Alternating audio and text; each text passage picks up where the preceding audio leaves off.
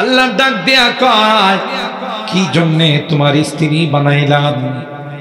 তুমি বাহিরে যখন কোনো পেরেশানির শিকার হবে, বাহিরে যখন কোনো মুসিবত আসবে, কোনো বিপদ আসবে, ঘরে আইসা যখন তোমার ম্যাডামের সঙ্গে শেয়ার করবা, তোমার স্ত্রীর সঙ্গে বিনিময় করবা, স্ত্রী তোমাকে সান্ত্বনা দিবে, লিতাসকুনু ইলাইহা, স্ত্রী তোমাকে সান্ত্বনা দিয়ে বলবে, না না, টেনশনের কোনো কারণ নেই, পেরেশান হওয়ার কোনো কারণ নেই। আপনার জানের উপর দিয়ে আঘাত যায় না, মালের উপর দিয়ে গেছে। আপনি বেঁচে থাকলে হাজারো মাল আপনার কদমে চুম্বন করবে। ঠিক কিনা বলেন?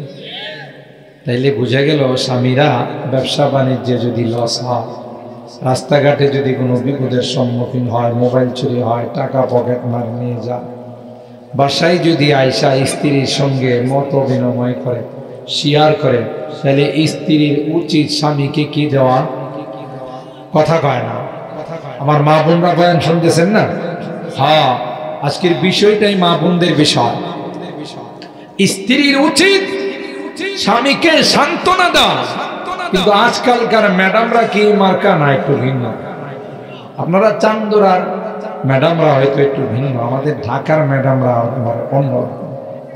আপনি যদি আইসা কন নাম নিয়ে বলেন আর বাচ্চার মা বলেন যে আজকে তো একটা কাম হয়েছে, কি কাম হয়েছে, কোন সময় যে পকেট থেকে মোবাইলটা নিয়ে গেছে আমি কইতেই পারি, তখন আপনার স্ত্রীর জবাবটা কিরকম? তোমার মতো আলা বলা মগা, এর কাছ থেকে মোবাইল নিবে না তো কার কাছ থেকে নিবে? ওই বেড়া অনেকদিন যাবত অপেক্ষা ছিল যে মগারে পাওয়া যায় কিনা দেখে।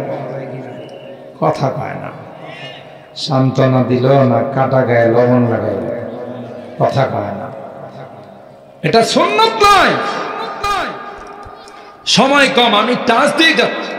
বুখারী শরীফ খুলে দেখুন, বাবু কাইফা কানা বাদুল ওয়াহি ইলা রাসূলিল্লাহি সাল্লাল্লাহু আলাইহি ওয়াসাল্লাম। আল্লাহর হাবিব যখন হেরা গুহায় গেলেন, ইতিহাস কম বেশি আপনাদের জানা আছে। হেরা গুহাটা নির্জন এলাকায়, হুজরা মোবারক থেকে 7 কিলোমিটার পাই জাবালে নূর। সেই জাবালে নূরের চূড়ায় থেকে আবার নিচে নামতে হয়। এটা হলো ছোট্ট একটি গুহা, যে গুহার নাম হলো হেরা গুহা। হেরা গুহায় যখন আল্লাহ নবী ওখানে ওহীর জন্য গেলেন, আল্লাহ হযরত জিবরাইল আলাইহিস সালামকে পাঠাইলেন।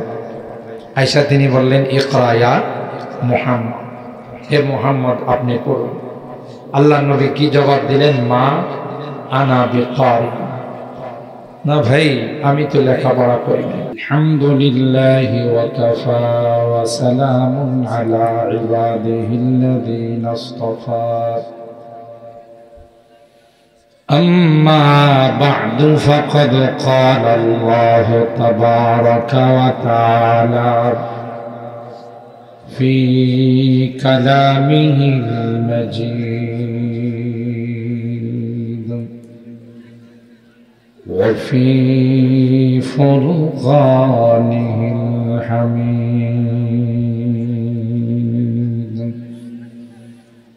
أعوذ بالله من الشيطان الرجيم. بسم الله الرحمن الرحيم. ومن آياته أن خلق لكم من أنفسكم أزواجا لتسكنوا إليها وجعل بينكم مودة ورحمة إن في ذلك لآيات لقوم يتفكرون. وقال النبي صلى الله عليه وسلم الدنيا كلها متاع وخير متاع الدنيا المرأة الصالحة أو كما قال عليه الصلاة والسلام. بارك الله لنا ولكم في القرآن العظيم ونفعنا وإياكم بالآيات والذكر الحكيم. صدق الله العظيم وصدق رسوله النبي الكريم ونحن على ذلك لمن الشاهدين والشاكرين والحمد لله رب العالمين. محبت সাথে সকলে দুরূদ শরীফ পড়ি। اللهم صل على محمد وعلى آل محمد كما صليت على إبراهيم وعلى آل إبراهيم إنك حميد مجيد. اللهم بارك على محمد وعلى آل محمد كما باركت على إبراهيم وعلى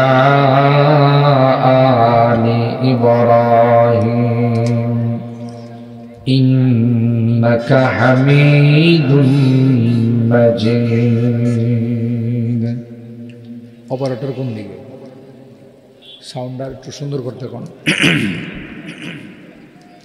আলহামদুলিল্লাহ সুম্মা আলহামদুলিল্লাহ। চান্দোরা ডাক বাংলা যুব তাফসীর কমিটির উদ্যোগে আয়োজিত 2 দিন ব্যাপী ঐতিহাসিক 36তম তাফসীরুল কোরআন মাহফিলের আজকের শেষ দিনের সম্মানিত সদর হযরতে উলামায়ে কেরাম, বেরাদারান ইসলাম, পর্দার আড়ালের মা ও বোনেরা, আল্লাহ পাকের দরবারে লাখো কোটি শুকরিয়া যে রব্বে কায়নাত অগণিত অসংখ্য মানুষ থেকে নির্বাচিত করে আমাদের কিছু মানুষকে আজকের এই জান্নাতি বরকতি কোরআনী মাহফিলে আসার বসার বুজুর্গ উলামায়ে কেরামদের জবান থেকে কোরআন সুন্নাহর আলোকে গুরুত্বপূর্ণ আলোচনা শোনার তৌফিক দান করেছেন। এই জন্যে অন্তরের অন্তঃস্থল থেকে কালিমাতুশ শুকর আদায় করি, জোরে সুরে বলি আলহামদুলিল্লাহ। আর একটু জোরে বলি আলহামদুলিল্লাহ। গতকাল এবং আজকে লং টাইম বসে আপনারা বয়ান শুনতে শুনতে নিঃসন্দেহে ক্লান্ত, যে কারণে কেউ বা একটু চা খাওয়ার জন্য, কেউ বা প্যাসেঞ্জার জরুরত সারার জন্য বাইরে গেছেন। তবে খুব সুন্দর হতো আপনারা যারা বসা আছেন একটু যদি সামনে আসতেন। এই যে খুব ফাঁকা ফাঁকা খালি জায়গাগুলো দেখতে খুব খারাপ দেখা যায়। আপনারা যদি মনে কিছু না নেন একটু আগায় যান। যারা পিছনে বসা আছেন মুরব্বীরা একটু আগাইলে ভালো হয়, সুন্দর হয়। জি মাশাআল্লাহ। এই যে দেখছেন শিক্ষিত মানুষ, ভদ্র মানুষের পরিচয়। আসেন আসেন একটু সামনে আসেন। বরুণার হযরত চলে আসছেন। হযরত মূল্যবান নসিহা পেশ করবেন। আমার পূর্বে উদীয়মান তরুণ আলেমে দ্বীন, যুবকদের জন্য আইকন, সারা বাংলায় যিনি বয়ান করে বেড়ান, হযরত মাওলানা আলী হাসান ওসামা মূল্যবান আলোচনা করছেন। কমিটি আমার জন্য বিষয়বস্তু নির্ধারণ করেছেন, দাম্পত্য জীবন যেভাবে সুখের হয়। সূরা রুম আয়াত নাম্বার 21। আমি কিন্তু সেই আয়াতে কারিমাই তিলাওয়াত করেছি। সরকারে দু আলম মাহবুবে কিবরিয়া সৈয়দুল কাউনাইন সৈয়দুল সাকালাইন হযরত মুহাম্মদুর রাসূলুল্লাহ সাল্লাল্লাহু তাআলা আলাইহি ওয়াসাল্লামের অসংখ্য হাদিস থেকে ছোট্ট একখানা হাদিস পাঠ করেছি। আমার সময় আছে মাত্র আধা ঘন্টা, এর মধ্যেই আমি চেষ্টা করব আমার বিষয়বস্তুর উপরে কিছু কথা আপনাদের খেদমতে আরজ করার জন্যে। আল্লাহ পাকের দরবারে তৌফিক চাই। সকলে বলুন আল্লাহুম্মা আমিন। একটু জোরে বলুন আল্লাহুম্মা আমিন। সূরা আর-রুমের যে আয়াতে কারিমা আমি তেলাওয়াত করেছি 20 নম্বর আয়াত থেকে নিয়ে 25 নম্বর আয়াত, টোটাল 6 খানা আয়াত। এই আয়াতগুলোর মধ্যে আল্লাহ জাল্লা জালালুহু আম্মা নাওয়ালুহু তার কুদরতের কিছু নিদর্শনের বর্ণনা দিয়েছে। খুব দামি দামি কিছু কুদরতি নিদর্শনের আলোচনা করেছে। তার মধ্যে আমি শুধু একটি কুদরতি নিদর্শনের আলোচনার জন্য আমার বিষয়বস্তুর উপর ডিপেন্ড করে আমি উক্ত আয়াতে কারিমা তেলাওয়াত করেছি। অনেক দামি দামি কথা আল্লাহ বলেছে যে দেখো তোমরা এক সময় বীর্য ছিলে, নাপাক একটা কাতরা ছিলে, আমি আল্লাহ এর মধ্যে কুদরতি নকশা করছি, তোমাদেরকে বড় সুন্দর করে বানাইছি। এত সুন্দর করে পৃথিবীর কাউকে আমি বানাই নাই। আন খালাকাকুম মিন তুরাব সুম্মা ইযা আনতুম বাশারুন তানতাশিরুন। এরপরেই আল্লাহ দ্বিতীয় নম্বর আয়াতে বলেন অমিন আয়াতিহি, আমার কুদরতের নিদর্শনের অন্যতম নিদর্শন হল আন খালাকা লাকুম মিন আনফুসিকুম আজওয়াজা, তোমাদের থেকেই তোমাদের পত্নীগণকে, তোমাদের স্ত্রীগণকে আমি আল্লাহ সৃষ্টি করেছি। সুবহানাল্লাহ। এজন্য হাদিসের মধ্যে আসছে সাইয়্যিদানা হযরতে আদম আলা নবিয়িনা আলাইহিস সালাতু ওয়াস সালামের বাম পাজরের হাড্ডি দ্বারা আম্মাজান হাওয়া আলাইহাস সালামকে আল্লাহ বানাইছে। হযরতে আদম শোয়া ছিলেন, শোয়া অবস্থায় আল্লাহ কুদরতি অপারেশন করলেন। সুবহানাল্লাহ। অপারেশন করে বাম পাজরের হাড্ডি বের করলেন। ওখান থেকে আল্লাহ তাআলা আম্মাজান হাওয়া আলাইহাস সালামকে বানাইছেন।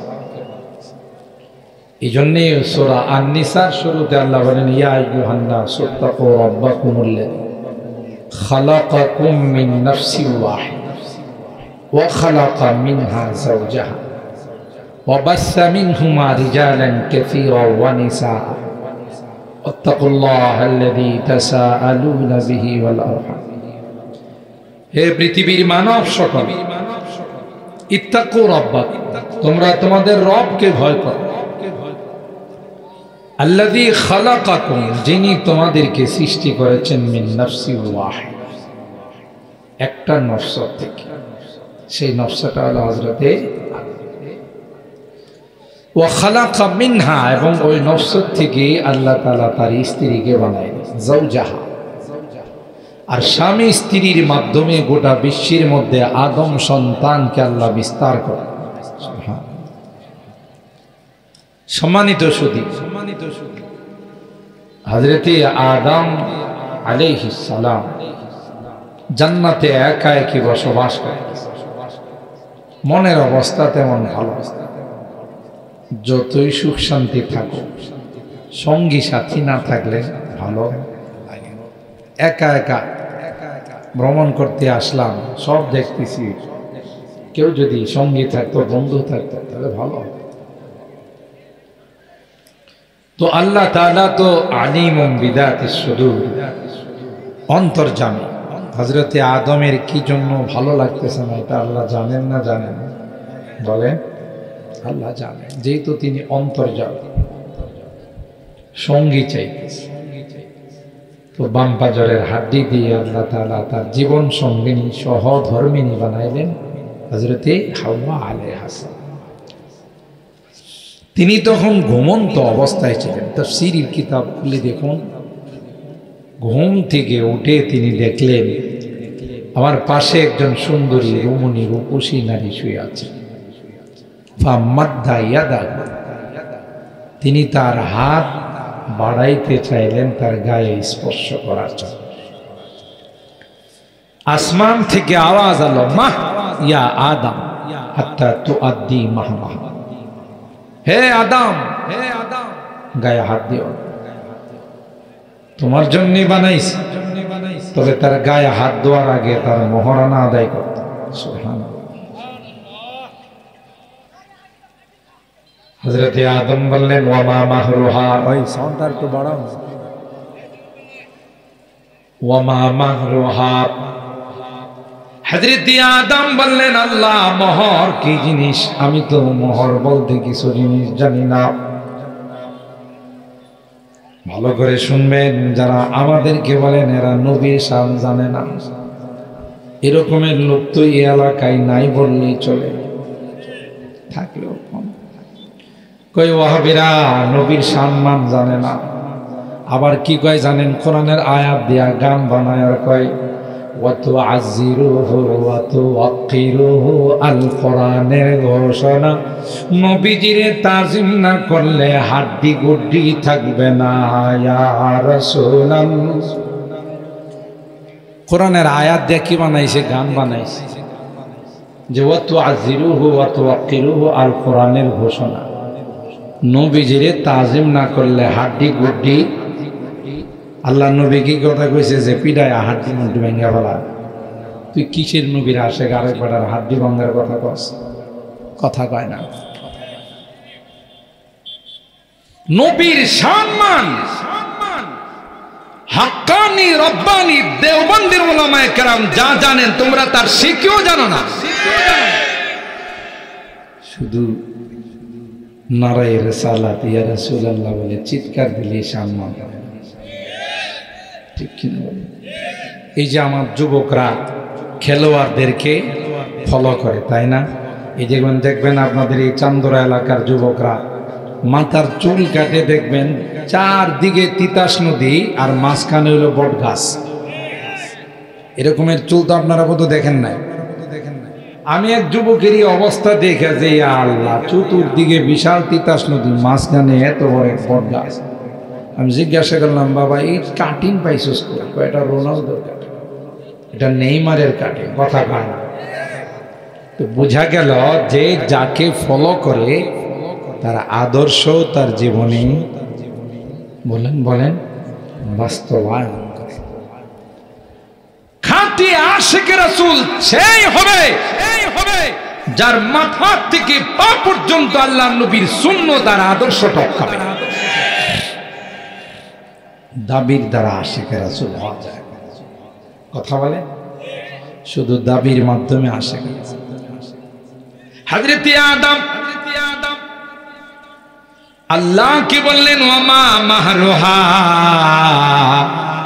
হে মালিক মোহর আদায় করতে বললা, কিন্তু কি মোহর আদায় করব আমি তো জানি না।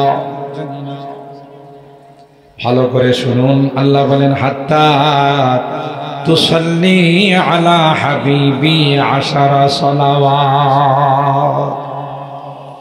হে আদম, আমার দুস্থ আমার হাবিবের উপর যদি 10 বার দুরূদ পড়ো, তাইলে তোমার স্ত্রীর মোহরানা আদায় হয়ে যাবে। আল্লাহু আকবার, আল্লাহু আকবার। আপনাদের মনে প্রশ্ন আসে না, প্রথম মানবকে? কথা কয় না। দ্বিতীয় মানবকে? হযরতে হাওয়া আলাইহিস সালাম। আল্লাহ আদম রে কয় আমার হাবিবের উপর যদি 10 বার দুরূদ পড়ো তাইলে তোমার মোহরানা আদায় হয়ে যাবে। আল্লাহর হাবিব বলেন, এ উম্মত আমাকে চিনো, আমার পরিচয় নাও। আউয়ালু মা খালাকাল্লাহু রূহি, সর্বপ্রথম যে রূহটা আল্লাহ বানাইছেন এটা আদমের রূহ লাগে। এটা আমি মুহাম্মদুর রাসূলুল্লাহ সাল্লাল্লাহু আলাইহি ওয়াসাল্লামের রূহ।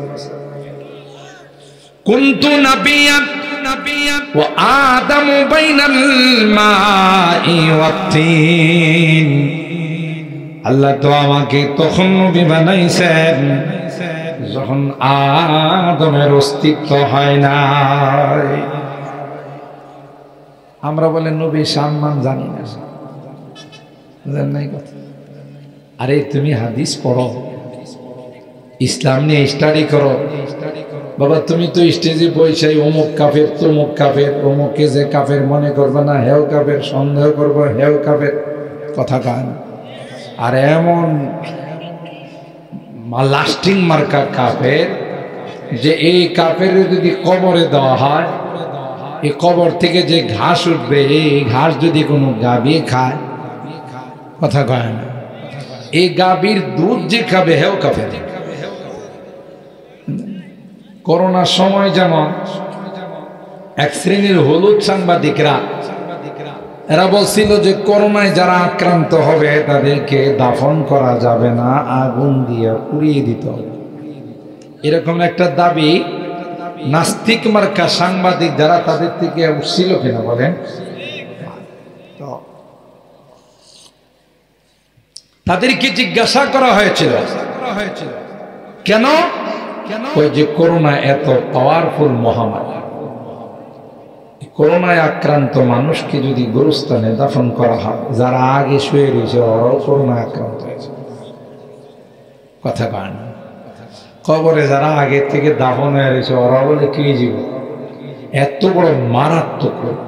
আমাকে যারা কাফের কয় কিছু মৌলবীরা, আচ্ছা আপনারা বুকে হাত দিয়া বলেন, আমরা যে এত মাহফিল করি আমাদের ওলামায়ে দেওবন্দ, কোন মাহফিলে শুনছেন আমরা কাউকে কাফের ফতোয়া দিছি?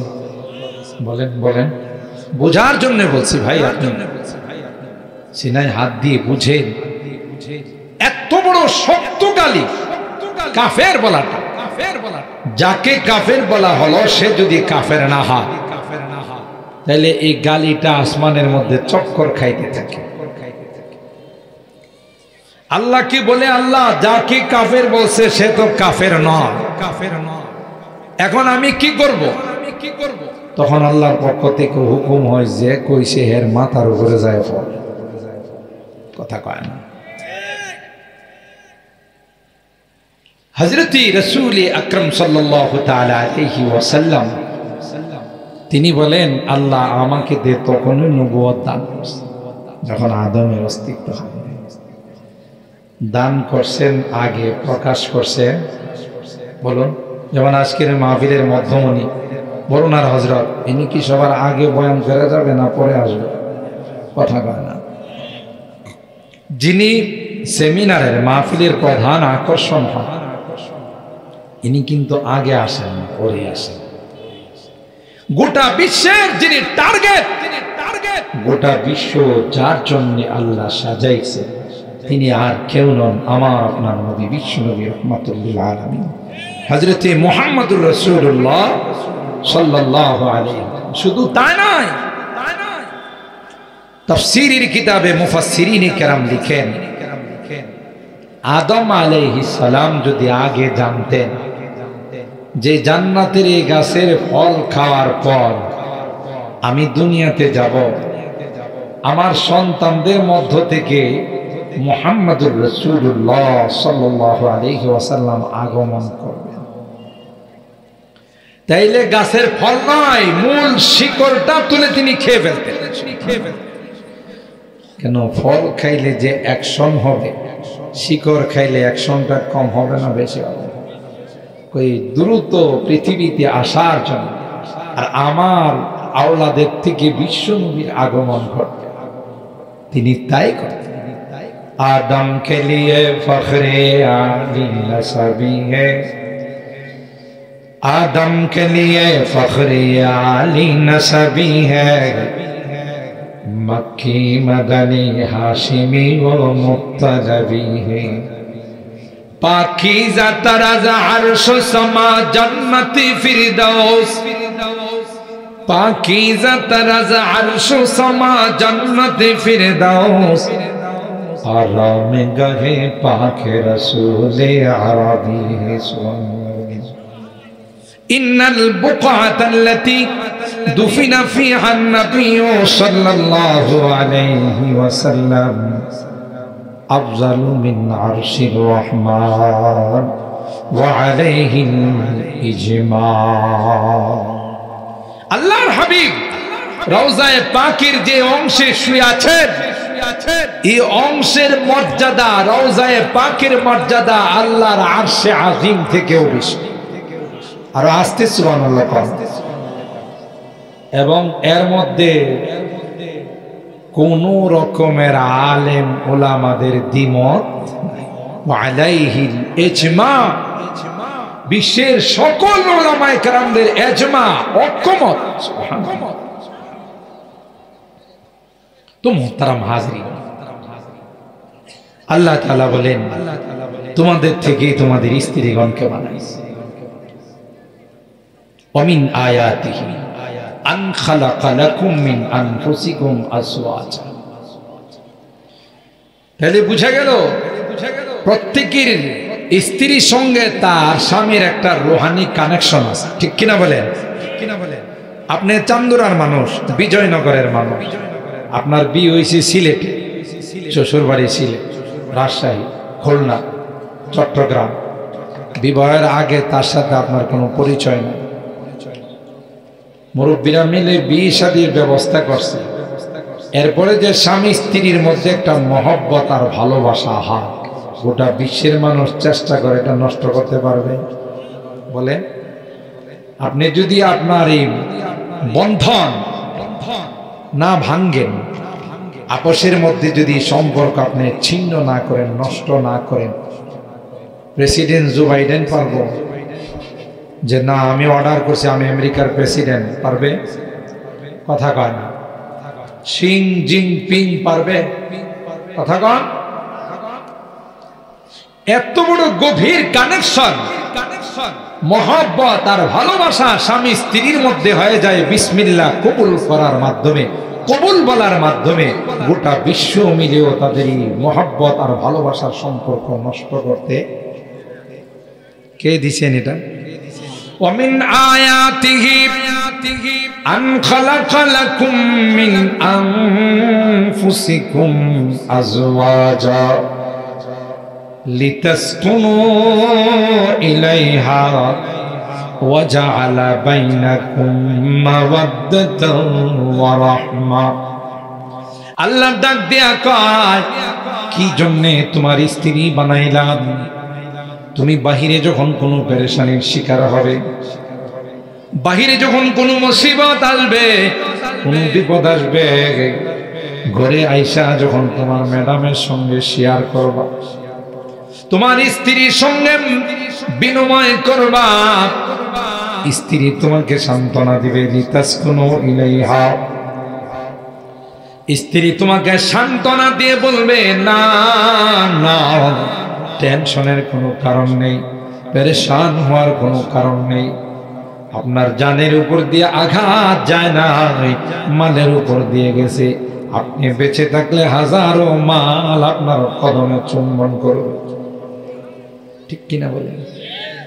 তাইলে বুঝা গেল স্বামীরা ব্যবসা বাণিজ্যে যদি লস হয়, রাস্তাঘাটে যদি কোনো বিপদের সম্মুখীন হয়, মোবাইল চুরি হয়, টাকা পকেট মার নিয়ে যায়, বাসায় যদি আয়সা স্ত্রীর সঙ্গে মত বিনিময় করে, শেয়ার করে, তাহলে স্ত্রীর উচিত স্বামীকে কি দেওয়া? কথা কয় না। আমার মা বোনরা বয়ান শুনতেছেন না? হ্যাঁ, আজকের বিষয়টাই মা বোনদের বিষয়। স্ত্রীর উচিত স্বামীকে সান্ত্বনা দেওয়া। কিন্তু আজকালকার ম্যাডামরা কি মার্কা না একটু ভিন্ন। আপনারা চান্দুরার ম্যাডামরা হয়তো একটু ভিন্ন, আমাদের ঢাকার ম্যাডামরা অন্য। আপনি যদি আইসা কন নাম নিয়ে বলেন আর বাচ্চার মা বলেন যে আজকে তো একটা কাম হয়েছে, কি কাম হয়েছে, কোন সময় যে পকেট থেকে মোবাইলটা নিয়ে গেছে আমি কইতেই পারি, তো তখন আপনার স্ত্রীর জবাবটা কিরকম? তোমার মতো আলা বলা মগা, এর কাছ থেকে মোবাইল নিবে না তো কার কাছ থেকে নিবে? ওই বেড়া অনেকদিন যাবত অপেক্ষা ছিল যে মগারে পাওয়া যায় কিনা দেখে, কথা পায় না। সান্ত্বনা দিল না, কাটা গায়ে লবণ লাগাইল, কথা পায় না। এটা সুন্নাত নয়। সময় কম, আমি টাচ দিয়ে যাচ্ছি। বুখারী শরীফ খুলে দেখুন, বাবু কাইফা কানা বাদুল ওয়াহি ইলা রাসূলিল্লাহ সাল্লাল্লাহু আলাইহি ওয়াসাল্লাম। আল্লাহর হাবিব যখন হেরা গুহায় গেলেন, ইতিহাস কম বেশি আপনাদের জানা আছে। হেরা গুহাটা নির্জন এলাকা, হুজরা মোবারক থেকে 7 কিলোমিটার প্রায় জাবালে নূর। সেই জাবালে নূরের চূড়ায় থেকে আবার নিচে নামতে হয়। এটা হলো ছোট্ট একটি গুহা, যে গুহার নাম হলো হেরা গুহা। হেরা গুহায় যখন আল্লাহ নবী ওখানে ওহীর জন্য গেলেন, আল্লাহ হযরত জিবরাইল আলাইহিস সালামকে পাঠাইলেন। আয়েশা তিনি বললেন, ইকরা ইয়া মুহাম্মদ, হে মুহাম্মদ আপনি পড়ুন।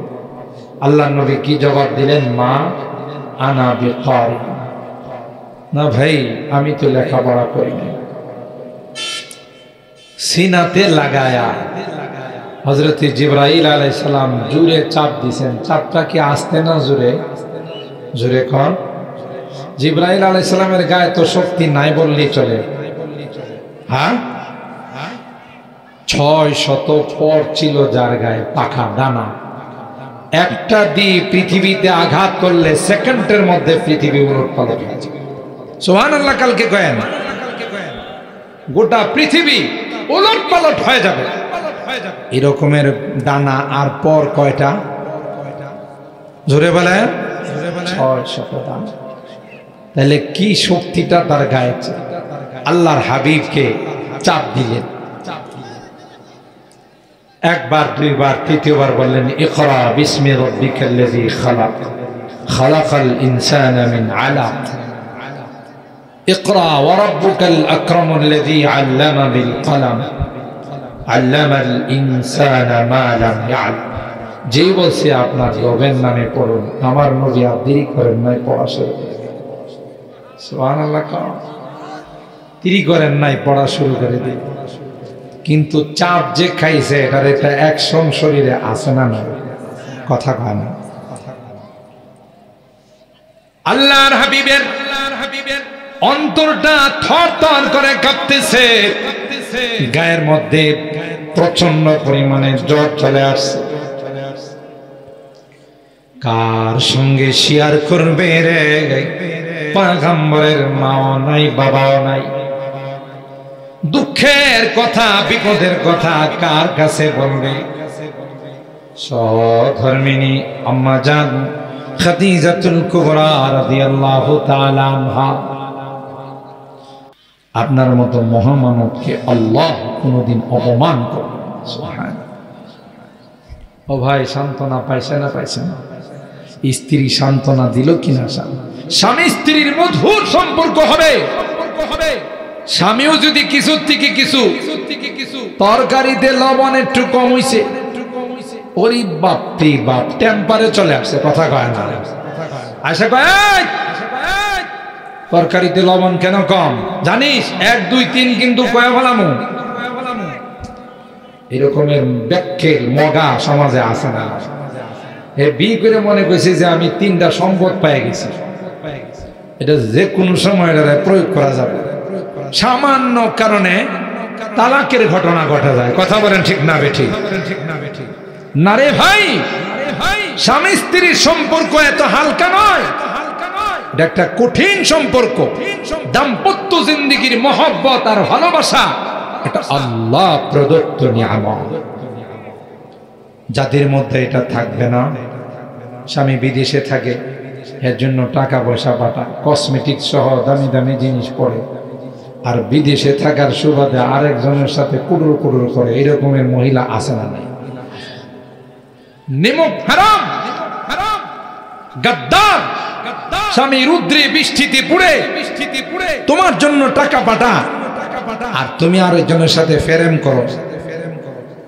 এরকমের মহিলা তো বোধ পুরা ব্রাহ্মণবাড়িয়া ডিস্ট্রিক্টে একজন নাই। হ্যাঁ, নারীরা আবার কালকে মিছিল বাইর করবো না তো, যে এই মৌলবী যেন আমাদের বিজয়নগরের ডিস্ট্রিক্টে ঢুকতে, বিজয়নগরের বর্ডারে ঢুকতে না পারে। তোমার স্বামী তোমার জন্য, তোমার বাচ্চাদের জন্য বিদেশের জমিনে কত কষ্ট করে, গেলে বোঝা যায়। প্রচন্ড রৌদ্রের মধ্যে সুন্দর চেহারাটা কালো হয়ে যায়, দুইটা পয়সা কামাই করার, আর তুমি নিমক হারামে করো। আল মারাতু ইদা সাল্লাত খামসাহা ওয়া সামাত শাহরাহা ওয়া আহসানাত ফারজাহা ওয়া আতাআত বালাহা ফালতাদখুল মিন আই আবওয়াবিল জান্নাতি শাআত। আল্লাহর পয়গম্বর বলেন, যেই নারী 5 ওয়াক্ত নামাজ পড়বে, রমজান মাসে রোজা রাখবে, নিজের লজ্জাস্থানকে হিফাজত করবে, স্বামীর আনুগত্য স্বীকার করবে, আল্লাহর হাবিব ডাক দেয়া কয়, ওই নারীর মৃত্যুর সাথে সাথে জান্নাতের সবগুলো গেট দিয়া তাকে আহ্বান করা হবে। আসো, তোমার মতো নেককার দিনদার আল্লাহ ওয়ালি নারীর জন্যই আমি জান্নাত লালাই। সুবহানাল্লাহ। পরবর্তীতে কে আছে নিয়ে আসতে পারে, আমি 10টা ছেড়ে দিতে হবে। সম্মানিত সুধী, সম্মানিত সুধী, খুব ভালো করে মনে রাখবেন, এটা আল্লাহ প্রদত্ত নিয়ামত। এই নিয়ামতকে অবজ্ঞা করার কোনো সুযোগ নাই। আল্লাহ কোরআনুল কারীমের মাধ্যমে বলেন, যে নারী স্বামী স্ত্রীর মধ্যে, দাম্পত্য জীবনের মধ্যে আমি আল্লাহ এই সুকুনাত, রহমত, মহব্বত, ভালোবাসা দিয়েছি। যেই দাম্পত্য জিন্দেগিতে ভালোবাসা আর মহব্বত থাকবে না, বোঝা গেল এটা আসলে দাম্পত্য জিন্দেগি নয়।